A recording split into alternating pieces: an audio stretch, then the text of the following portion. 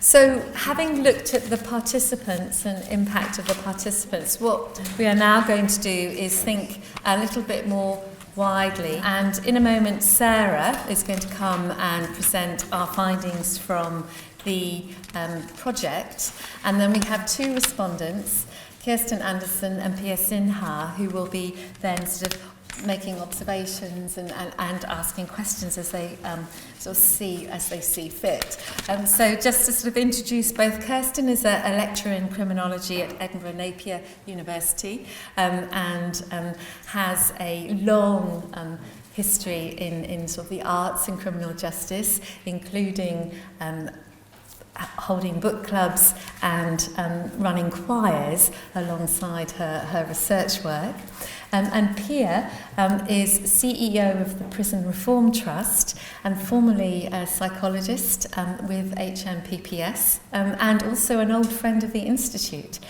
So we are delighted to have both of our respondents here. So Sarah's going to talk for about 20 minutes and then Kirsten and Pia will respond. Thank you. Great, thank you. So yeah, with this session, what I want to do is kind of shift the lens away from the participants themselves and onto the impact of these kinds of creative projects for others who are either involved in or who engage with creative projects in the criminal justice system. Whilst we know that the participants are, of course, important, we also know that these projects touch a far wider network of people. And our study has identified some other areas of impact that are sometimes kind of missing or underserved in the literature. Our report talks about quite a few different areas, but today, for time's sake, I'm going to focus on two. I'll start by talking about prison staff and then talk about public audiences. So 6 of our 7 project delivery partners facilitated projects in prison settings. And in all of these, of course, prison staff were involved. But there were different types of staff involved and different ways that staff got involved. And so these are kind of broad brushstrokes to kind of categorize, but broadly speaking, so there were the organizing staff, so kind of senior managers who gave approval for these projects. And there were essentially kind of two things, kind of approve and delegate, so the day-to-day running and the setup was kind of delegated to someone else, or kind of approval, but an ongoing and active interest, so still popping by and seeing how things are going, perhaps being involved towards the end. Other non-uniform staff who work in the prisons, so charity staff, education, activities, psychology, a broad network. Again, they might be involved in the setup, but then much of the day-to-day activity sort of delegated to other people. But often they would be providing quite active and frequent support sort of during the running of the project and in the aftermath. And then there were the frontline staff, often officers, but sometimes some of the non-uniform staff who would be the kind of, where necessary, overseeing the day-to-day project, potentially in the room, potentially joining in. Again, some of them might sit at the side and kind of watch from a distance. Others might get actively involved in what was going on. We interviewed 20 members of staff at the end of the project. Staff from each of these 3 groups, but unsurprisingly, it was always the ones who had taken an active interest in what was happening who were also then available to be interviewed afterwards, which does, of course, sort of shape what we found from them. And it was interesting to see that, particularly for those staff who actively joined in with the project or spent a lot of their time there, their comments mirrored what participants said about how the project had impacted them. So they tended to find it interesting and enjoyable, but also challenging and an opportunity for personal development. So this quote from one member of staff who was involved in a drama project, she said, "Performing it was nerve-wracking. I was practicing with them and I thought that was all it was going to be, but then they asked me to perform.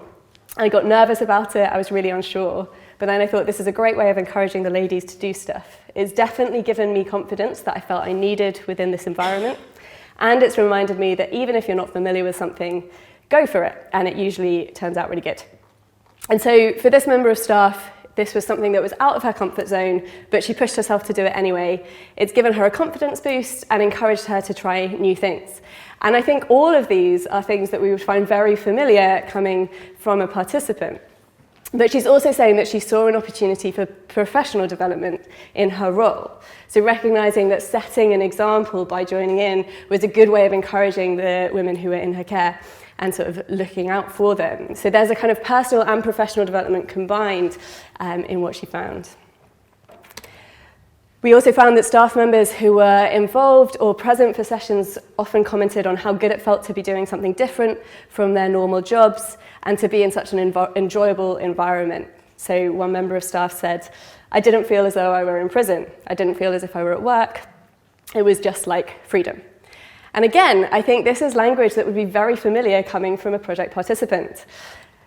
But it's clear that staff as well often really valued being in a different environment, having a break from what can often be a very stressful and often quite monotonous job.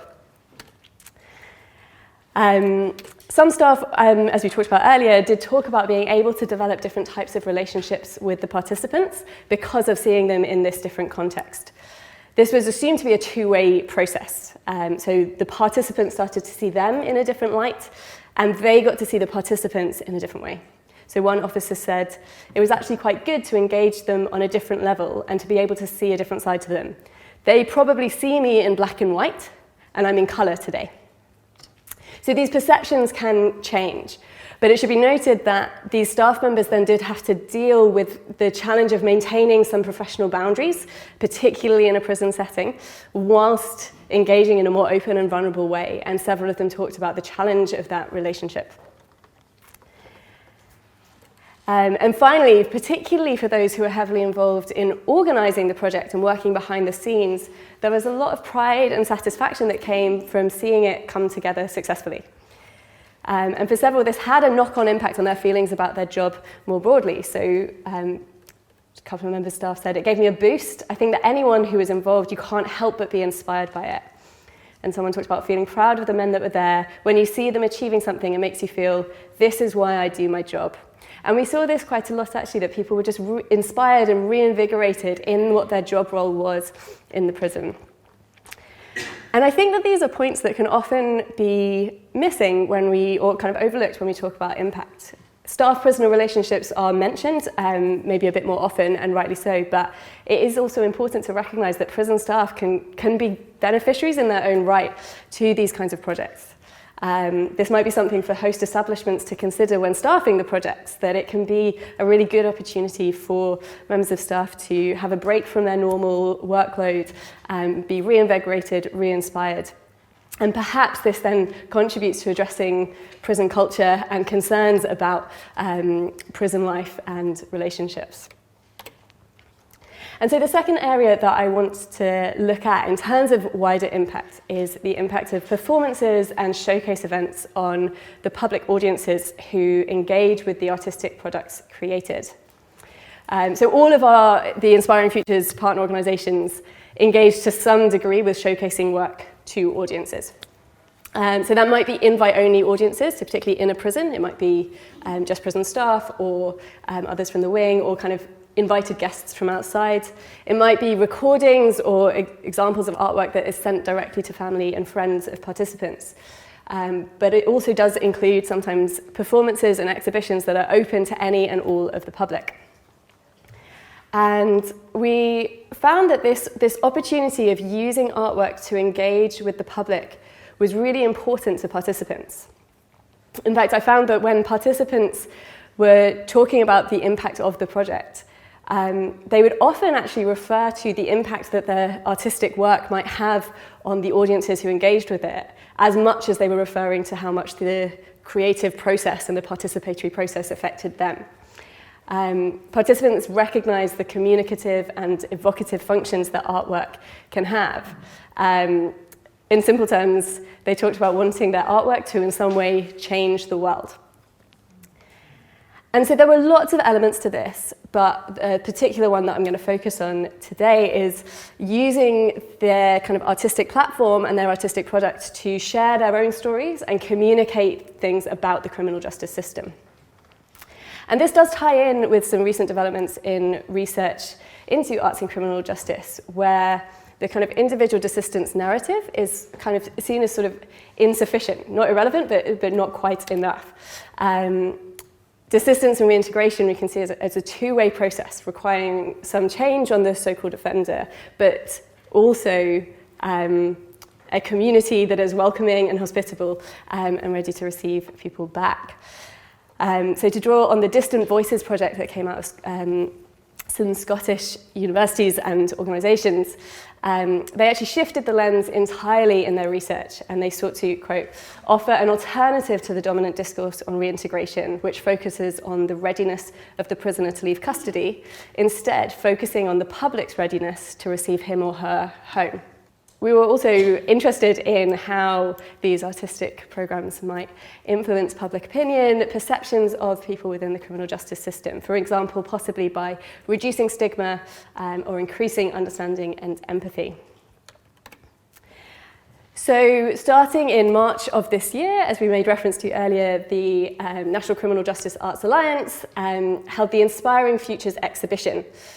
So this began with a week-long installation at a gallery and sort of creative space in London, featuring contributions from each of the arts partners and examples of the types of work done on Inspiring Futures. And this was in place for 1 week, and it was then moved online. It is still open online, so if you want to take a look, it is available on the National Criminal Justice Arts Alliance website on the Inspiring Futures page. And we conducted a survey of responses to this exhibition. So there were 40 responses, of which 36 were from visitors to the physical exhibition. The online exhibition has had over 430 visitors in total. That was from a number from July, so it's probably substantially more now. So the survey response was lower than we had hoped for, but it's still enough for us to draw some conclusions. And we found the arts, as we sort of know, provide an engaging communication method. They provide a way of combining information with storytelling, such that people can kind of learn in an engaging way. So 27 out of 38 respondents, so that's 71%, agreed or strongly agreed that the exhibition had broadened their understanding of the criminal justice system. And we would speculate that a number of the non-positive answers, which were mostly neutral, neither agree nor disagree, are likely to have come from people who felt that they were already familiar with aspects of the criminal justice system. So they may not have learnt new information so much as recognising familiar patterns in what they saw. And the free text comments backed up this idea, and the idea that performances and recordings were engaging people in new ways. So people said it was a really interesting format and made me put myself in the shoes of someone in prison. It was eye-opening. And in response to what did you find most interesting about the exhibition, someone gave a very specific example. People can be released onto the streets and must find their own accommodation with limited support. And I think this is information that is available. It is common knowledge to those who have a reason to know that leaving prison and finding accommodation is incredibly difficult. But this was a format that engaged people in a new way to information that is there anyway. And so many respondents then also said that they were interested in learning more about the criminal justice system as a result of engaging with the exhibition. And then we looked at the extent to which this engagement could start to change perceptions of the criminal justice system itself, what happens in it, and the people involved in it. The communicative function of arts can be effective because the arts can engage people emotionally and cognitively, leading to a kind of emotional and cognitive response. So we found 16 out of 38 respondents, 41%, agreed or strongly agreed that the exhibition had changed the way they thought about people with convictions. And this is obviously less than half, which normally you want it to be more than half. But of the remaining 22, 17 neither agreed nor disagreed, which again perhaps indicates a degree of nuance in their existing attitudes and also in their interpretation of the question. The free text comments we found then dwelt on the need for improvements to the system. They'd been reminded or newly informed of what needed to change within the criminal justice system. And so we don't want to overstate what this finding shows us. It is obviously a fairly blunt question. Many may have actually struggled to answer that honestly. But I think it does indicate that engaging with people's stories and journeys in this format did hit at an emotional level in a way that triggered a response. And in this way, it does seem like the arts do have this potential to be sort of changing people's perception of those with convictions in society. And then we found that all but one respondent agreed or strongly agreed that the arts in criminal justice are worth putting time and money into. I actually think the one who disagreed just got the order of the scale wrong, because all of the rest of the answers were hugely positive. But technically speaking, all but one. And I wonder if this runs a bit contrary to some of the fears that exist around putting these kinds of projects on. The so-called kind of public acceptability argument about what's going to happen if this information gets out in the wrong way. We obviously want a bigger sample, but there is some indication, some suggestion that perhaps engaging with the public might be exactly what is needed, rather than that being a fearful thing. And of course, there is a danger that these exhibitions sort of don't reach the general public, that they're only really reaching people who already know about it. But we found with the in-person exhibition and online that 24 of the survey respondents said that their visit had been unplanned. So they didn't know about it, they just were coming to the venue anyway and popped by. And so general public in that sense. And 25 said that they didn't have any personal, secondary, or professional experience of the criminal justice system. So by secondary, I mean they didn't have friends or family or others that they knew who were involved in it. So again, there is some indication that these are good ways of engaging with the general public, that it is not only those who are already predisposed to prison reform measures or particular ways of thinking who engage with these kinds of exhibitions. However, we did also find that only two respondents indicated that they themselves had lived experience of the criminal justice system, which suggests more work might need to be done in engaging people who might have reason to contribute to the artwork itself. And so what are the implications of these findings? Well, firstly, I think it remains important to recognise that there are many people who are involved in or engage with the arts and criminal justice projects who rarely, if ever, show up in evaluations and literature. But the work is clearly impacting them as well, and I think it's quite exciting to look into how. And secondly, many participants express their hopes that their creative involvement will make a difference for their own journeys and will make a difference externally, kind of out there. And so we can ask whether there might be ways that, as well as giving individuals some potentially life-changing experience, this work might also contribute to wider penal reform aims or broader justice challenges. And on those subjects, I'm going to hand over to our respondents to see what they have to say. Thank you. Hi, everyone. Thank you very much for inviting me to be here. I'm really excited to be here. And I've written down what I want to say because I could talk for Scotland, as they say. So first of all, thank you, Sarah, for your presentation on the wider impact of the arts in criminal justice settings. It's refreshing to see this highlighted within the work of Inspiring Futures, as it reminds us that the prison impacts not only people who are incarcerated, but also people that work in prisons, prisoners' families, arts facilitators, and third sector staff, as well as communities. We in this room know this.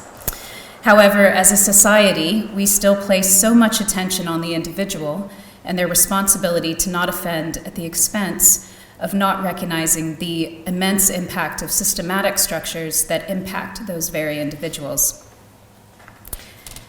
As is evident from all the hugs that I've seen today, most of us in this room have worked in prisons or on projects that take place within them, and have heard from participants that taking part in the arts has made them feel human, or they didn't feel like they were in prison.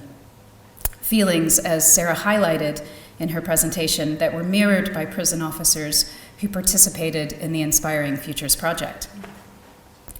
This impact, the feeling of not being in prison or being human, should not be dismissed, but lately I have begun to ask why we often stop there. Why do we remain in the prison? Why do we feel anchored to the prison? Today we are a mix of artists, academics, artists/academics, and most of us study or work in prisons. And the longer that we do that, the more that we learn about the harms of the prison system to everyone that's involved in it, including ourselves. So when I reflect on the wider impact of the arts in criminal justice settings, I wonder why we don't see more artists, activists, and people in their communities using art to better understand and show the overuse of imprisonment in the UK and the consequent harms, most importantly to the individuals incarcerated, but also to their families, prison staff and their families, teachers, artists, and practitioners and their families, and all of our communities. So I would like to take Sarah's question and to put it to all of you.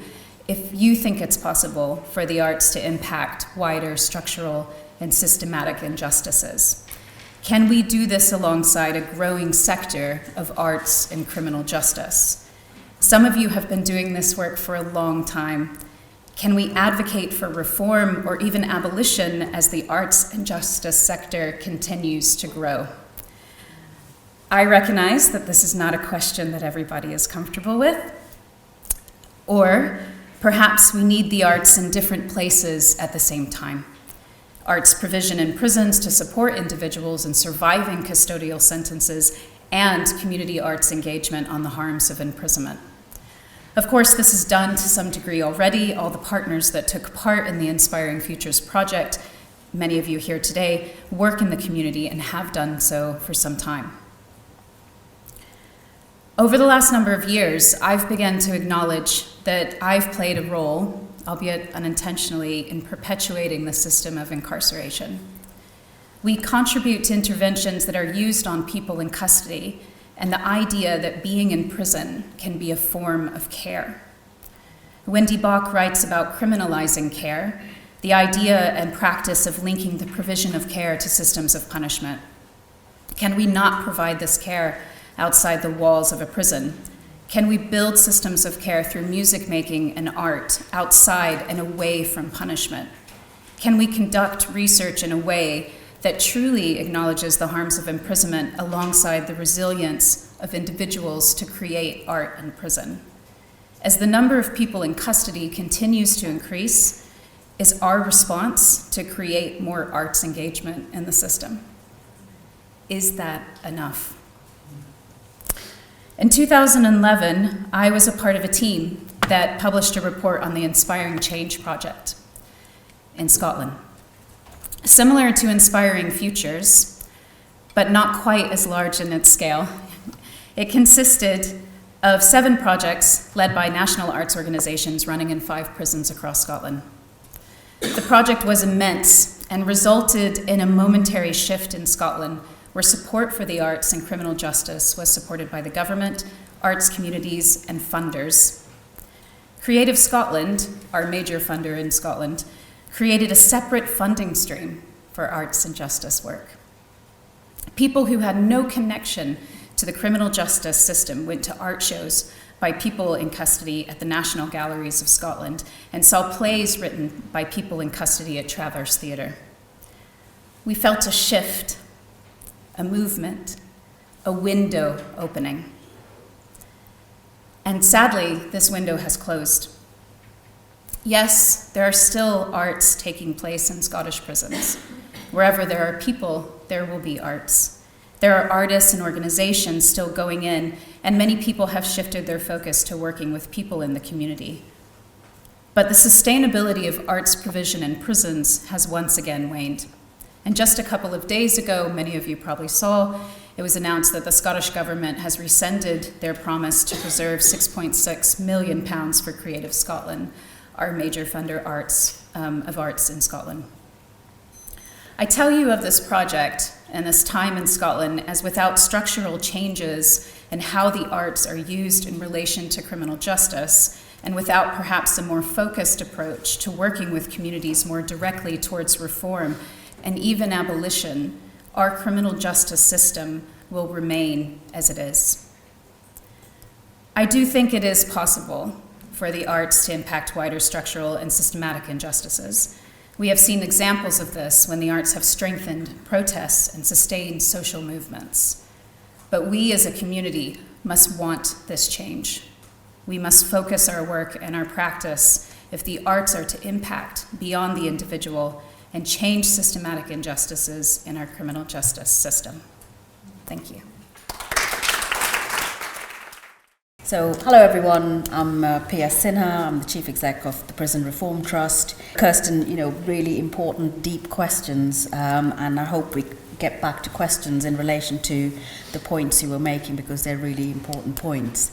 My perspective, if it's helpful, is more from a practitioner's point of view, trying to root some of this in the pragmatics of how the wider impact of arts projects can be realised within prisons, but particularly the role of the sector in trying to influence internally to make them more effective.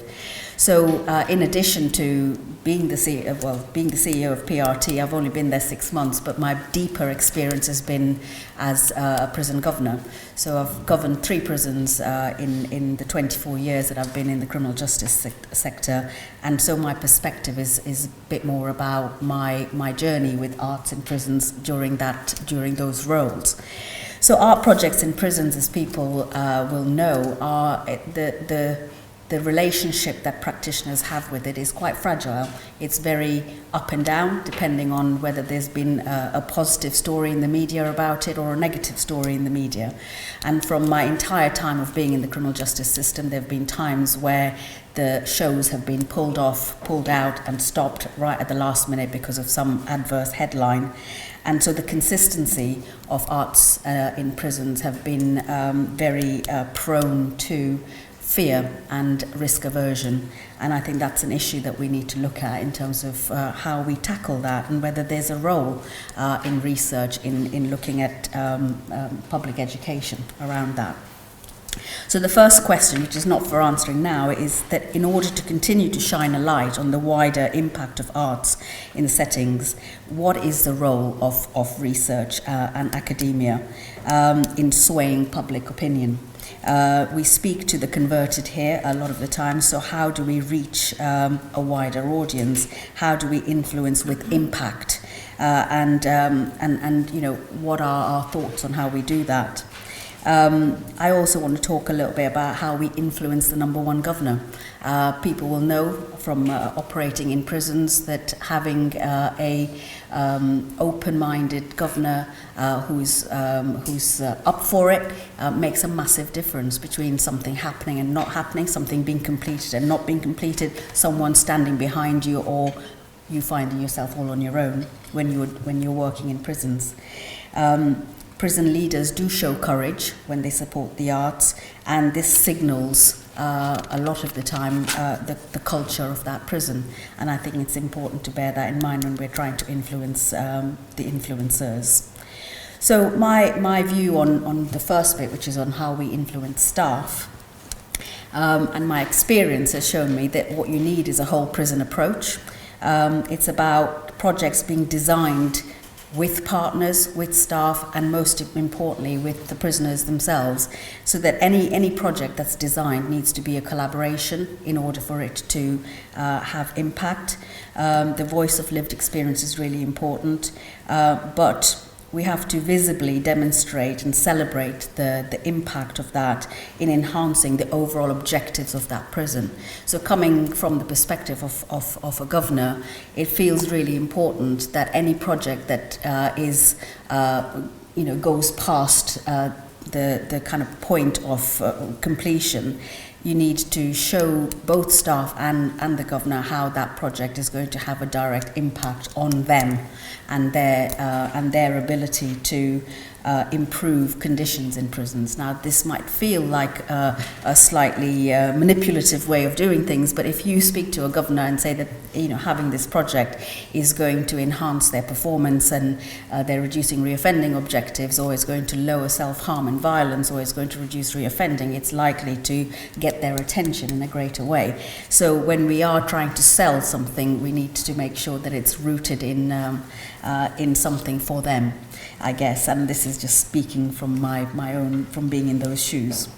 So I'll just give some examples as well of successful projects. So when I was governing Liverpool, one of the really fun projects that we did was to set up a comedy school, and it's Liverpool, and Liverpool, everyone in Liverpool is a comedian, so we got an external charity that came in and taught both prisoners and staff to do stand-up comedy, and at the end of the process of training, they did a performance to both prisoners and staff, and the collaboration sent, a really kind of happy vibe across the prison, and people became really interested in the idea of collaboration, to the point that after this show finished, the multiplier effect was that staff were coming to me to give me their ideas of what they could do collaboratively with prisoners, which included a member of staff who was a keen guitarist who wanted to come in and do guitar lessons with prisoners,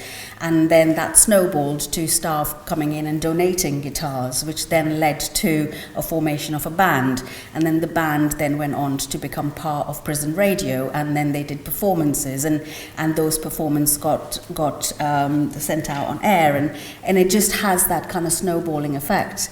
But what is required in all of this is the good idea to be rooted in how this is going to help. And in Liverpool, part of the seed, the kernel that kind of grew the idea was about how it was going to help reduce violence and self-harm in Liverpool. And there were many examples of prisoners who had come in a highly distressed state in our segregation unit, unable to actually access any form of activity, but through accessing the work that happened, it showed huge amounts of improvement in their well-being and behaviour, and that kind of thing really gets the attention of both the governor and the staff. And so when projects are being bid for, etc., those are really important things to acknowledge in the process. So those are some of the things that I was thinking about, and I've become lately now, as the CEO of PRT, obsessed about the idea of influence and how you influence the influencers. And I guess that my reflections on that is that to influence governors, you need to show them or provide arguments about how they are culture leaders when they engage in arts, how their engagement in the arts will improve their performance, how engagement in the arts will help them achieve their targets around reducing reoffending. How you influence staff is you show them how being engaged in activities and being co-creators of these activities will actually give them a much better time on the landings, where prisoners engage with them in a much more meaningful way, that they reduce violence and self-harm and therefore violence towards themselves. And finally, the bigger question, which is the tougher nut to crack, is how do you influence the public and how do you influence the media? And I believe that the arguments for this, although we believe that there is social and psychological gains to be had through arts in projects, those are not arguments, I don't think, that will sway the public. It needs to be about an economic argument, and it needs to be about how it will save the public purse at some level. And while we are in a world which seems to be obsessed about punishment, we need to find an argument that talks about that doesn't exclude punishment at some level, because it will get people's backs up and it stops the argument dead. And I think that we need to, as Kirsten said, look at other ways of influencing that debate. So those are just my reflections. I hope that was helpful.